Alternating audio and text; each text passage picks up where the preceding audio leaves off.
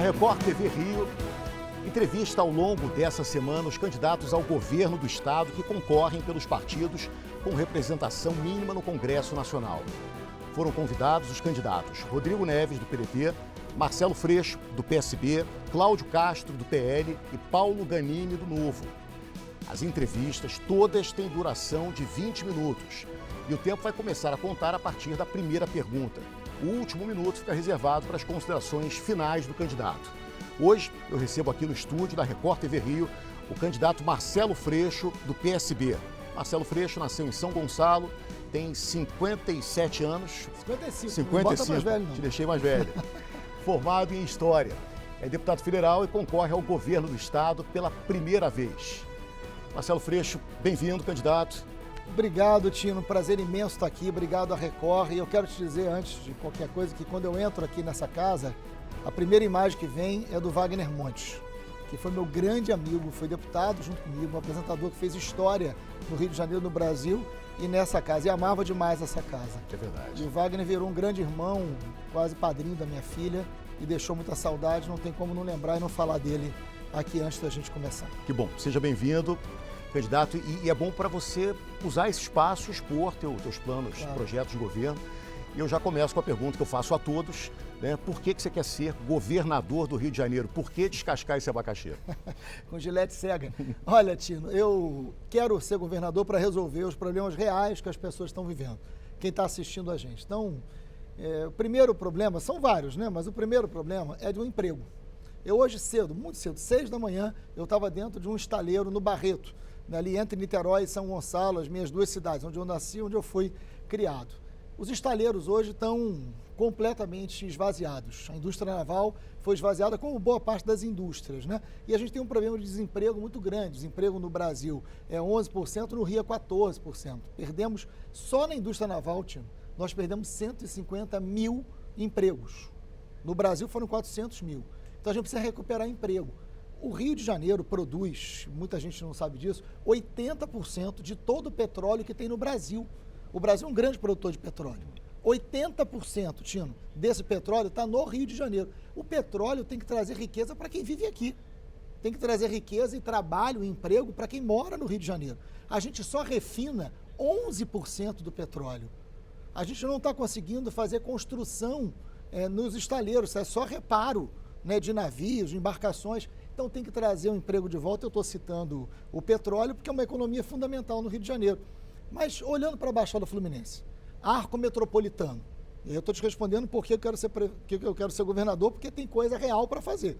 Arco metropolitano é uma estrada inaugurada pelo Pezão, custou quase 2 bilhões, Tino, quase 2 bilhões. Ele sai de Itaguaí, da Rio Santos, cruza, passa por Itaguaí, Seropédica, Japeri, Nova Iguaçu, Duque de Caxias, cruza a Baixada e chega fundamentalmente na Washington Luiz, da BR-040. Custou 2 bilhões. Hoje, Tino, não tem um único poste funcionando. Eu conversei com os caminhoneiros, eles chamam de rodovia da morte. Ninguém passa ali à noite. Verdade. Não tem policiamento, né? E aí, o arco metropolitano, que pode ir além, porque depois sai de Duque de Caxias, chega até Magé, ela ainda está duplicada. Quando chega num ponto chamado Santa Guilhermina, é que passa a ser só estrada única, né? Sem ser a mão dupla. Ora, por que a gente não investe no arco metropolitano para trazer essas empresas de volta e trazer essas empresas para a Baixada Fluminense, gerar emprego na Baixada Fluminense? A Baixada Fluminense hoje são 4 milhões de habitantes. Cresceu de forma desordenada, tem as piores taxas de desemprego, de pagamento do salário, além de problemas sociais muito graves. Então tem que investir na Baixada. O arco metropolitano é uma chance. Não só a gente não está investindo, não está trazendo emprego, como a gente está perdendo. A Baixada acabou de perder a L'Oréal, acabou de perder a Marco Polo Ciferal. Empresas que estavam há muito tempo ali. Então é hora de governar o Rio de Janeiro olhando para aquilo que a população precisa, emprego. E mais do que isso, saúde. Como faz para trazer essas empresas de volta? Uma questão política fiscal, segurança, porque você falou do refino de petróleo. É uma questão complexa, porque aí você tem que conversar com a Petrobras, que está numa linha agora de desinvestimento. Né? Então, não pode, né? São questões muito mais profundas. Aí, eu ontem fazendo uma pesquisa e me preparando para essa conversa contigo, a empresa que mais paga ICMS é a Petrobras. Porém, a empresa que mais emite notas no Rio de Janeiro é a Amazon, né, um grande varejista. Só que hoje existe um tremendo receio das empresas em trazerem produtos para o Rio de Janeiro pela falta de segurança. Né? Então, é a segurança, é a falta de segurança que afasta as empresas, ou é a nossa política fiscal, que na época do Cabral foi uma política que serviu só para beneficiar alguns? Eu acompanhei de perto e fui o principal opositor ao Sérgio Cabral, você lembra disso perfeitamente, durante todo o governo dele. E eu não tenho filho de Cabral, herança de Cabral junto comigo, pelo contrário, né? Toda uma linha muito diferente. Tino, eu acho que são duas seguranças que a gente precisa ter. A segurança de fato, eu estou citando o arco metropolitano, que não tem nenhum poste, não tem fiscalização, não tem policiamento, não tem economia. Né? Não tem economia. Segurança é fato. A gente tem que ampliar o policiamento, qualificar esse policiamento, e a gente vai falar de segurança durante a nossa conversa inteira aqui. Mas tem uma outra segurança, que é a segurança política. Tem que parar de roubar e trabalhar. O Rio de Janeiro tem uma questão central, tem que parar de roubar e trabalhar. O povo entende quando a gente fala isso. Né? Parar de roubar. São diversos governadores presos, um atrás do outro. Quem é o cara, empresário, investidor, que olha para o Rio de Janeiro, um governador preso, um governador preso, um governador preso, fala assim, não, eu vou botar ali o meu dinheiro para investir. O cara fala, não, eu não tenho segurança. Eu não tenho segurança nas ruas, porque a polícia fica sendo usada, né, por meios políticos, e eu não tenho segurança financeira, jurídica. Então, credibilidade de governador é muito importante para resolver isso. Vou te dar um exemplo concreto de um segundo ponto, além do emprego, que eu ia falar, que é saúde. Nós tivemos um governador afastado, um secretário de saúde preso, porque roubaram durante a pandemia na Secretaria de Saúde, durante a pandemia. Qual é o resultado de roubar durante a pandemia? O Rio de Janeiro é o estado que mais morreu gente por Covid, proporcional à população do Brasil inteiro. Então, o roubo político, o escândalo, a roubalheira política traz consequência real para a vida das pessoas. Isso não é só um discurso moralista. Eu aprendi isso com meu pai. Tino, meu pai vendeu laranja com 8 anos de idade. Sabe o que é isso? Saiu de São Fidélis, no interior, né, com os irmãos inteiros, com uma lata de galinha com banana, de trem, veio até o Rio de Janeiro e foi para São Gonçalo. Em São Gonçalo, com 8 anos, começou a vender laranja. Com 12, ele foi ser padeiro.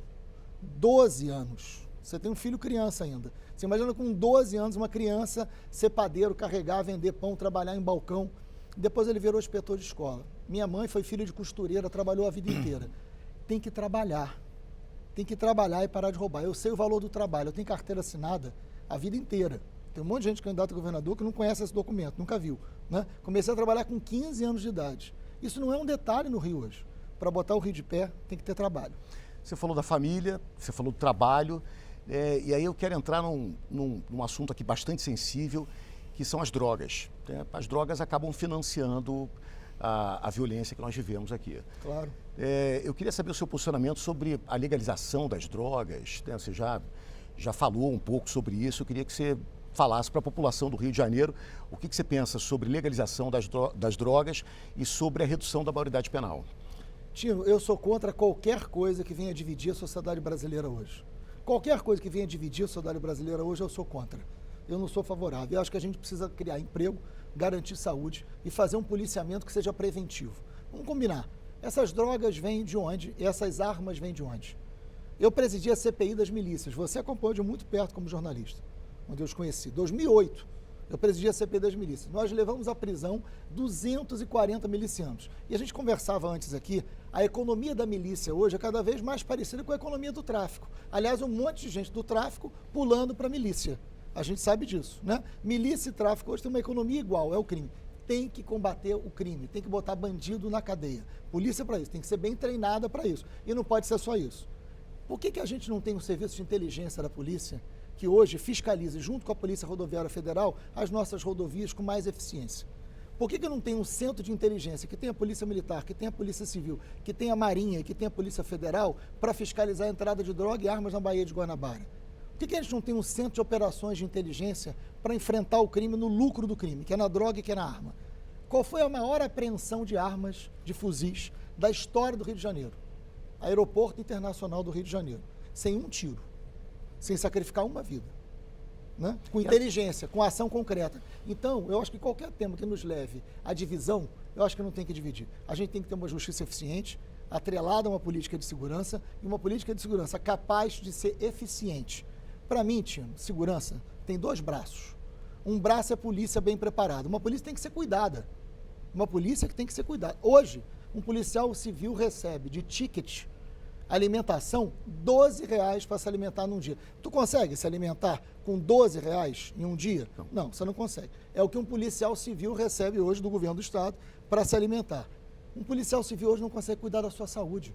Não tem plano de saúde. Eu vou fazer plano de saúde para a Polícia Civil e cuidar da saúde da Polícia Militar, que hoje tem um hospital, mas que não consegue atender a todo mundo.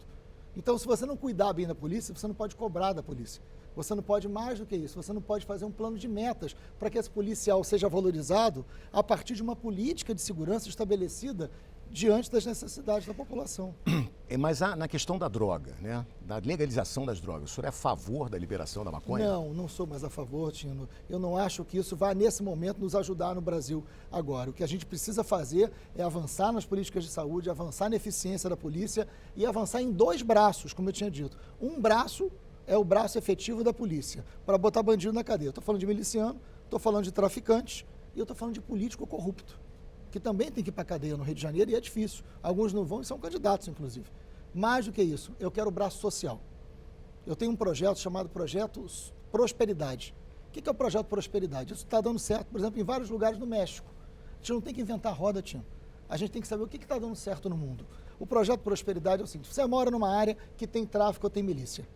Você tem que ter um lugar onde aquela mãe que está nos assistindo, essa mãe que está nos assistindo, olha para aquele lugar, tem um prédio dentro da sua comunidade, dentro do seu bairro, que ali tem esporte para o seu filho praticar, tem cursos para a mãe fazer, tem psicólogo, tem assistente. É um lugar onde a mãe sabe que ela pode pegar o filho, pode levar para aquele lugar e pode buscar o futuro naquele lugar. É um lugar que muda a realidade social de onde você vive. Então, de um lado, você tem o braço da polícia, para prender bandido e botar bandido na cadeia. No outro, você tem que ter um projeto social para permitir prosperidade, oportunidade, chance dessa juventude, dessa mãe e desse pai viverem num lugar que hoje está dominado, e são muitos os lugares, dominados ou pelo tráfico ou pela milícia. Freixo, como é que prende os bandidos? Como é que vai entrar numa área dominada? Hoje o Rio de Janeiro é dominado, né, na sua grande parte, por bandidos. E quando eu digo bandidos, eu não diferencio. Milicianos, traficantes, são todos bandidos. Claro. Quando a polícia aponta, os caras respondem com tiros de fuzil, 762, 556. Como é que a polícia vai conseguir entrar se não trocar tiros? A polícia tem que entrar, porque a polícia tem que proteger quem mora lá dentro. A pessoa que mora dentro de uma área dominada por milícia, dominada pelo tráfico, é a maior vítima. Não sou eu, não é você. Sim.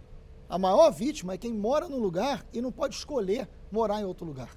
A polícia tem que entrar, mas tem que entrar com protocolo, tem que entrar com responsabilidade, tem que saber o que vai fazer, qual é a responsabilidade. Agora, a lei já garante. Pode haver conflito e nesse conflito pode haver a morte. A lei já prevê isso. Isso está previsto na lei. É diferente de execução, é diferente de qualquer coisa. Agora, num conflito armado, a vida do policial ou de terceiro em risco, é isso que está na lei, esta morte pode acontecer. A gente torce por isso? Não. Uma política de segurança bem-sucedida é uma política de segurança com as pessoas vivas, a lei cumprida, com ambiente social, de emprego e de saúde. É isso que a gente quer. Agora, pode haver um conflito porque tem armas que chegam de tudo quanto é lugar e o governador finge que não é com ele? Pode. E a lei prevê que esse policial, num conflito, é protegido pela lei. Não foi esse o discurso depois da operação do Jacarezinho, que matou 27 bandidos. Isso está sendo investigado pela própria Corregedoria, investigado pelo próprio Ministério Público. As circunstâncias de qualquer operação precisam ser acompanhadas pelo Poder Judiciário, inclusive o Ministério Público é o fiscal da lei e é o fiscal da polícia. As circunstâncias de qualquer operação, e ninguém está acima da lei, nem eu, nem você, nem nenhuma instituição está acima da lei, precisam ser investigadas. A polícia tem sempre que agir em nome da lei e ela precisa ser preparada, treinada e valorizada. E nesses lugares onde tem o domínio do tráfico ou tem o domínio da milícia, a gente tem que investir na possibilidade de futuro. Eu não quero perder, Tino, uma única juventude, uma única vida. Eu quero disputar a vida de todo mundo, eu quero dar oportunidade para todo mundo. Eu vim da periferia, eu vivi num lugar que tinha tráfico, eu vivi num lugar que tinha violência. Foi o esporte, muitas vezes, que me salvou. Eu vi diversos amigos morrerem, eu sobrevivi. Sobrevivi por causa da educação, por causa de um pai e de uma mãe presentes, por causa de trabalho desde os 15 anos e porque eu tive oportunidades. É isso que, como governador, eu quero dar para toda a população. Eu acho isso, né, é o discurso de todos os candidatos, mas a gente vive uma realidade de muita violência. A gente vive uma realidade onde muitos já se perderam. Né? Porque se o indivíduo hoje chegar ao lado do seu carro, que eu suponho que seja blindado, e lhe apontar uma arma, o que vai acontecer com ele? vai morrer, não é? Isso Não pode temos a menor acontecer, dúvida. evidente. E aí, quando a gente percebe, né, que a gente tem a divisão da elite da Polícia Civil do Estado do Rio de Janeiro, entrando numa área dominada pela maior facção do Rio de Janeiro, que é o Comando Vermelho. O Comando Vermelho responde e sustenta um tiroteio pesado, com armas de guerra. Depois a gente ouve um discurso que os policiais não podiam atirar, que executaram, e aí a gente vê aquela máxima, quer que o policial entre com rosas, quer que tome tiro e apresente flores. Isso preocupa a Claro. população do Rio de Janeiro. Claro. Porque, na verdade, parece para muita gente um discurso irreal. Porque, como ele disse, se chegar um bandido ao lado do seu carro e puxar uma arma, vai morrer. Os seus seguranças irão matá-lo. Tino, a gente não pode ficar enxugando gelo. A gente não pode ficar enxugando gelo. A gente precisa fazer algo diferente que foi feito até hoje. A situação do Rio hoje é boa na segurança pública? Não, não é. Não é E boa. vem se A arrastando há situação muito da tempo. polícia hoje é boa? Tem uma polícia que mata e que morre, e só ter isso é bom. A gente precisa ir além, Tino. A gente precisa investir na polícia, a gente precisa treinar essa polícia, a gente precisa controlar essa polícia e a gente precisa ter dois braços, Tino. A gente precisa entrar com o braço social. Isso não é eu te garanto, isso não é um detalhe. Garantir educação, garantir assistência, garantir esporte, garantir lazer. Entrar com investimento social é muito importante. Tem que parar de roubar, tem que parar de pagar fantasma, para botar dinheiro onde as pessoas mais precisam. Eu vou te dizer uma coisa. Qual é a primeira coisa que eu quero fazer se eu virar governador? Qual é a primeira coisa que eu quero fazer? Aumentar o salário mínimo regional. O salário mínimo nacional é R$ 1.212, né? O salário mínimo do Rio de Janeiro, porque não é o mesmo salário, ele só não pode ser menor, mas pode ser maior, é 1.283. Quase a mesma coisa. A vida no Rio está cara, Tino. Hoje tem jogo do Flamengo, do meu Flamengo, né? Tu é o quê? Sou vascaíno. É vascaíno, mas tudo bem. Hoje tem jogo do Flamengo. Você imagina o cara que trabalhou o dia inteiro, hoje está um sol a pino no estado inteiro, ele vai chegar em casa, vai dar um beijo no filho, vai dar um beijo na mulher e vai querer ver o jogo do Flamengo, porque o Flamengo vai ganhar hoje. Mas vai querer ver o jogo do Flamengo, vai querer abrir uma cerveja e vai querer fazer um churrasco com os vizinhos, com os amigos para assistir o jogo. Desde 1996, Tino, que o morador do estado do Rio de Janeiro não come tão pouca carne. Não consegue comprar carne, porque a vida está cara. Eu quero pegar esse salário mínimo do Rio de Janeiro, no primeiro ato como governador, e botar em R$ 1.585, imediatamente, porque a vida está cara e esse trabalhador que trabalha o dia inteiro merece consumir mais e isso aquece a economia inteira. Um segundo ato é olhar para a educação. Esse escândalo grave dos fantasmas do CEPERJ, né, que a gente está vendo aí, 200 e tantos milhões, Tino, 50 milhões, foi roubado da educação. Eu sou professor, Tino. Meu pai foi inspetor de colégio, minha mãe secretária de colégio público. Eu sou filho da escola pública. Eu realizei um sonho na minha vida, com muito trabalho e com muita honestidade. Porque meu pai me ensinou, é com trabalho e honestidade que a gente cresce na vida. E eu levei isso para a vida política. Eu virei professor e realizei um sonho. 20 anos em sala de aula. Fiquei 20 anos como professor. Tino, 50 milhões roubados da educação, eu resolvia todo o problema de déficit de aprendizagem da pandemia. Os filhos de quem está assistindo a gente, essas crianças ficaram 2 anos tendo só 2 horas de aula por dia, sem internet, não aprenderam nada, Tino, nos últimos 2 anos. Com 50 milhões, sabe o que eu fazia? E o que eu vou fazer, que eu faria? Não, o que eu vou fazer, eu vou chamar os universitários, quem está fazendo pedagogia, quem está fazendo letras, quem está fazendo matemática, quem está fazendo português, eu vou chamar esse povo, estudantes, e vou contratá-los para serem explicadores nas escolas. Não é o pai e a mãe que perderam emprego na pandemia, que estão ganhando pouco, que tem que pagar explicador para o filho voltar a aprender.